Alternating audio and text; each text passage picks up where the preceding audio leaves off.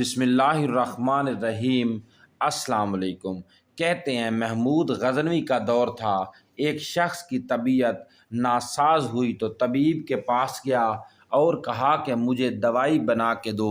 طبیب نے کہا کہ دوائی کے لیے جو چیزیں درکار ہیں سب ہیں سوائے شہد کے، تم اگر شہد کہیں سے لا دو تو میں دوائی تیار کیے دیتا ہوں۔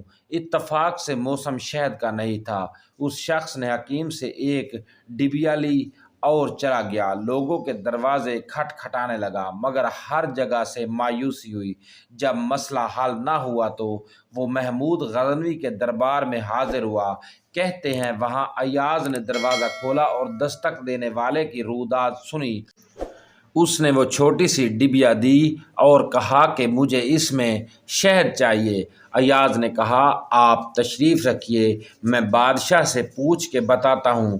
ایاز وہ ڈبیا لے کر بادشاہ کے سامنے حاضر ہوا اور عرض کی کہ اے بادشاہ سلامت، ایک سائل کو شہد کی ضرورت ہے۔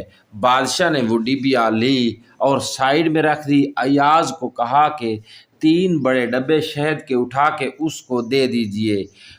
ایاز نے کہا حضور اس کو تو تھوڑی سی چاہیے، آپ 3 ڈبے کیوں دے رہے ہیں؟ بادشاہ نے ایاز سے کہا ایاز وہ مزدور آدمی ہے، اس نے اپنی حیثیت کے مطابق مانگا ہے، ہم بادشاہ ہیں، ہم اپنی حیثیت کے مطابق دیں گے۔ مولانا رومی فرماتے ہیں آپ اللہ پاک سے اپنی حیثیت کے مطابق مانگے، وہ اپنی شان کے مطابق عطا کرے گا۔ شرط یہ ہے کہ مانگے تو صحیح۔ اگر کہانی پوری پڑھ لی ہے تو ایک بار درود شریف پڑھ کر کمنٹ میں ماشاءاللہ لکھ دیجئے۔